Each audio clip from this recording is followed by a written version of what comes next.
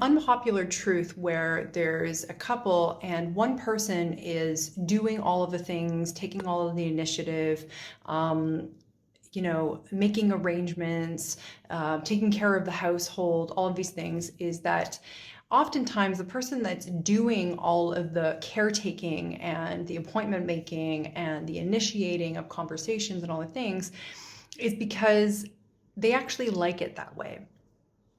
And I know that that can sound very triggering because oftentimes when people are doing that, they will say, what do you mean? Of course I don't like that. I actually want my partner to be initiating more. I want them to be doing that more. I want those stuff.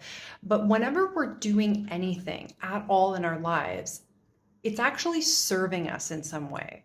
We actually designed it consciously or unconsciously as a way of allowing us to get something that we deeply want. Now, the thing that we deeply want might be rooted in a core wound. So oftentimes when there's someone that's doing all the planning, making sure that they're initiating the conversations, taking care of the finances, monitoring all things, whatever, which ultimately can end up eroding the erotic connection, is because that was a strategy that was used to be able to control the environment and avoid feeling something painful if their needs were not met. So for an example, if you grew up in an environment where there was a lot of emotional immaturity, or that there were certain types of things that happened that created abandonment wound. And an abandonment wound can be something where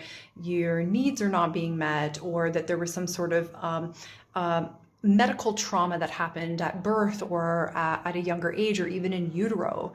Now, with emotional immaturity, often what happens is that if you're expressing truly what's happening here, or you have a differing opinion, what'll happen is that you'll be met by your caretakers or by your community in a way that gives you the signal that your needs are not going to be met. You'll lose something, you'll be criticized, you'll be chastised, something bad will happen just based on the virtue of you having a natural response, that you start to identify that as terror. Like, if you're about to lose a connection with a caretaker or a sense of love or safety or belonging just by the nature of you being authentically expressed in yourself, that is very confusing and registers as like, okay, I need to shut this down.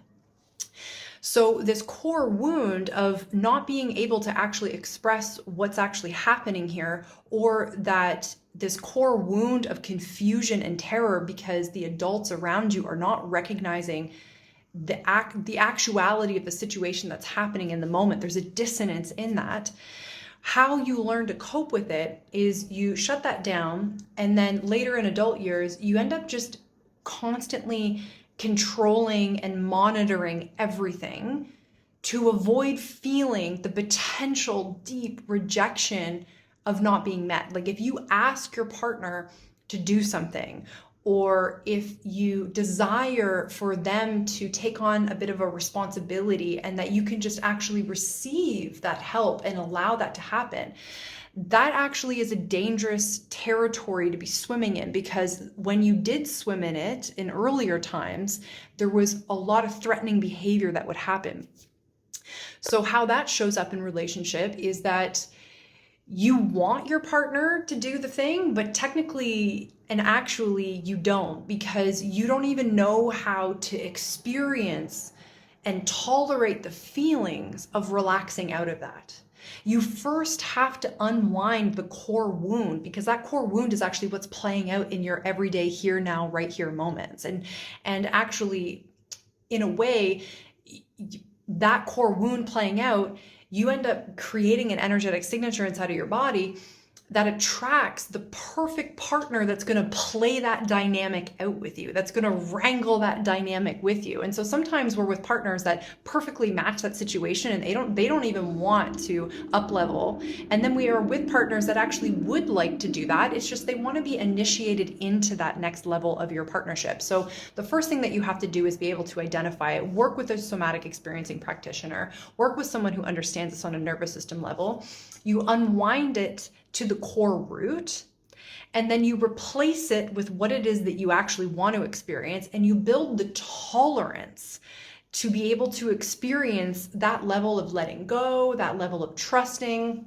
You build the tolerance to be vulnerable, to lay it out on the line intimately, and deal with the potential unknown of maybe there is rejection. Maybe someone doesn't approve of how I'm feeling right now. Maybe they meet me with a deep sense of love. Like there's a rewiring of trust that needs to happen here.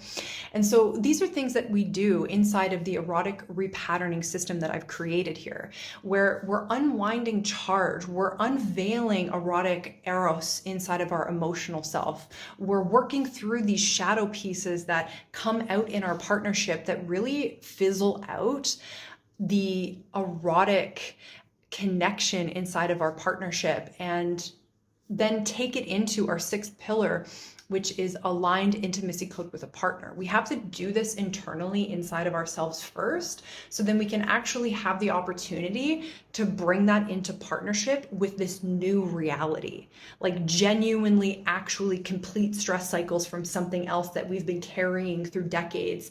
And then how we behave in the world we call personality, but actually it's just the systematic way that we've been coping. So all of this is done in an erotic repatterning system that I've created.